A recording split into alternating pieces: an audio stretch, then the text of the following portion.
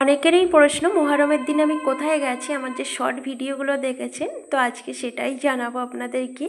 তো মুহররমের দিনটা কিভাবে কাটলো, কি রান্না করলাম সেগুলো। আমি 5টাতে উঠে আগে মশলাটা বানিয়ে নিচ্ছি। মশলা করা নাই, আর গোটা জিরে মরিচ আমি এর সঙ্গেই দিয়ে বেটে নিই, আদা রসুনের সঙ্গে, আলাদাভাবে বাটি না।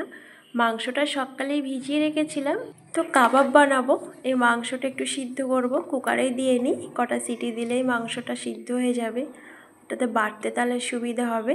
মাংসটা ওদিকে কুকারে দিয়ে এসে ছাদে এসেছি। কোনো দিন তো এত সকাল দেখি না, আসলে যাব দিদির বাড়িতে, সেই খুশিতেই সকালে ঘুম ভেঙে গেছে। আমার শ্বশুরে দেখছি আজকে সকাল সকাল উঠেছে, সকালে ঘুম ভেঙে যায় কিন্তু আবার গিয়ে শুয়ে পড়ে সেই 9টা-10টার দিকে বিছানা ছেড়ে উঠে, তারপরে চা খায়। তো আজকে আমার রান্নার আওয়াজে উঠে এসছে। আসলে এই যে আমি মাংস সিটি দিচ্ছিলাম, তাতেই মনে হয় উঠে গেছে। মনে করছি এত সকালে তো কখনো রান্না করি না, রান্নাঘরে আসি না, সেই জন্যেই হয়তো। আর সত্যি বলতে আমার মায়ের বাড়ি কিংবা দিদির বাড়ি দুটো জায়গাতে গেলে এমনি আমার সারা রাত ঘুম হয় না খুশিতে। কারণ দিদির বাড়িটাও আমি ভাবি এটাও আমার বাপের বাড়ি বললেও চলে, এটাও আমার মায়ের মতোই বর্তি। আর ও খুব খুশিতে থাকে। আর শুধু আমি তো যাব না, মেজদিকেও সাথে করে নিয়ে যাব, সেই জন্য একটু বেশিই খুশি। আর নিজের আপনজন, নিজের কাছের মানুষদের কাছে যেতে কার না ভালো লাগে বল। তো সেই মুহররম দেখেছি দিদির বাড়িতে, তখন আমার দিদির ছেলে অনেক ছোট, যাওয়া হয় না। তো এবছর আমাকে বলল আমি যেন যাই। আসলে আমার সালমান সোনাকে আমি কথা দিয়েছি, আর ভেবেছি আমি গেলে তো খুশি হবে, আর ওর খুশিটা আমার কাছে অনেক বড় কিছু। আবার দেখছি খুব বৃষ্টিও হচ্ছে। আমার না রোদে কোথাও বার হতে ভালো লাগে না, গরমে। বৃষ্টি হলে ছাতা নিয়ে ভিজবো তাও ভালো, আমার বৃষ্টিতে বার হতেই খুব ভালো লাগে। এই দেখুন একদম সকাল থেকে বৃষ্টি লেগেই আছে, জানেন তো মুহররমের দিন থেকে এক বৃষ্টি। এবার চিকেনটা করবো। এদিকে কাবাবটা হয়ে গেছে, ডিম ফাটিয়ে দিয়ে শুধু ভেজে নেব। আর কুকারে তো মাংস হচ্ছে, এদিকে সাদা ভাত বসিয়েছি। খিচুড়ি আবার আমার শ্বশুর খাবে না, সাদা ভাত খাবে। আবার আমি তো থাকবো না বাড়ি, রান্না করে দিয়ে চলে যাব। সাদা ভাত অল্প করেই করছি। তারপর মুগ ডালটা ভেজে নিচ্ছি। মুগ ডালের পরিমাণটা কমই নিয়েছি, আমি মুসুর ডালটাই বেশি নিয়েছি। তো এদিকে দুটো ডাল ধোয়া আছে, আলুটাও হয়ে গেছে ধোয়া, চালটা রেখে দিয়েছি। আর আসলে বাড়ির জন্যে শুধু খিচুড়ি তা নয়, মুহররমের দিনে একটু বাইরের মানুষও আসে, তাদেরকে একটু খিচুড়ি দেওয়া হয়। তো একটা বড় হাঁড়িতে বেশ ভালোই খিচুড়ি বসিয়েছি আমি। সকাল সকাল ঘুম থেকেই উঠেছি, কিন্তু সেই রান্না বসাতে আমার দেখছি ভালোই লেট হয়ে গেছে। আমি তো দিদিকে বলে দিয়েছিলাম একদম সকাল সকাল পৌঁছে যাব, কিন্তু ভেবে উঠতে পারিনি এত জায়গায় রান্না করতে আমার অনেকটা লেট হয়ে যাবে। তার উপর আবার যারা খেতে আসবেন ওনাদের জন্য তো সব কিছু ঠিকঠাক করে রেখে যেতে হবে। আর মেজদির তো কোনো সমস্যা নেই, মা রান্না বান্না করবে, ও শুধু রেডি হবে। ওর শুধু দরকার জেরিমিনি ঠিক আছে কি না। আরও রান্নার মধ্যেই ভিডিও করতে গেলে আরও একটু লেট হয়, সেইভাবে তো আমি ভিডিও বানাই না, অল্প অল্প করে বানাই। একদিকে তো খিচুড়িটা হচ্ছে, আর সাথে আর একদিকে আমি চিকেনটাও বসিয়ে দিয়েছি। ফ্রিজে এখনও মাছ আছে, সেটা বার করা হয়নি, মাছটা ভাজা করতে হবে। খিচুড়ির সঙ্গে তো মাছ ভাজা হলে বলুন কেমন জমে যায়।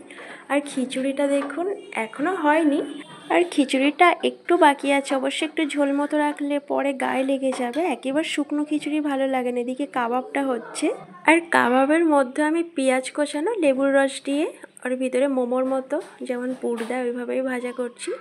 আর এই খিচুড়িটা একটু গায়ে মাখা মাখা ঝোল হবে, বেশ ভালো লাগবে খেতে। এই দেখুন তারপরে স্টেশনে যাব বলে টোটোর জন্য দাঁড়িয়ে আছি। তো মেঘলা মেঘলা, তো মেঘলা হলেও সমস্যা নেই, ছাতা নিয়ে বার হয়েছি। আর এই স্টেশনে আমার হাজব্যান্ড দিয়ে আসে, কিন্তু এই কি বাইকে ভিজে যাব, ও ভিজবে আমিও ভিজবো, টোটোতেই সুবিধা হবে, সেই জন্য আমি টোটোতেই বার হয়ে পড়েছি। আর এই কি, হ্যাঁ, একা ভালো লাগে না, যতক্ষণ না মেজদির সঙ্গে না দেখা হচ্ছে ততক্ষণ যেন আর ভালো লাগছে না। সামনে দিদি হাঁটছে। আর যখন ট্রেনে ছিলাম দিদির ছেলে বারবার ফোন করছিল, কারণ ও না খেয়ে আছে, ভেবেছে আমরা এলেই একসঙ্গে খাওয়া দাওয়া হবে, সেই জন্য তো চলেই এসেছি। তো ভীষণ খুশি হবে দেখলে। আর এখানে কিন্তু মুহররমের মেলা হয়। তো আমি দিদির ছেলেকে নিয়ে, বৃষ্টিও পড়ছে একটু, ছাতা নিয়ে দাঁড়িয়ে দেখছি, বাচ্চারা বেশ মজা করছে এখানে। আর আমাদের সালমানও এটা চড়বে বলে এসেছে, ট্রাম্পোলিন না কি বলে এটা, আমি তো জানি না, ও বেশ মজা পায়। এদিকে বৃষ্টিও হচ্ছে।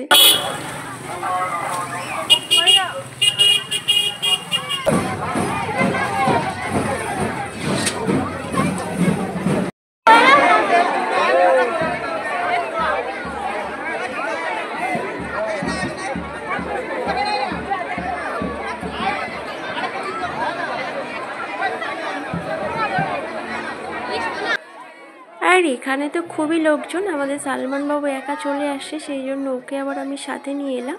আর এখানে বাচ্চাদের থেকে বড়রা বেশি, আসলে এগুলো দেখতে ভালো লাগছে।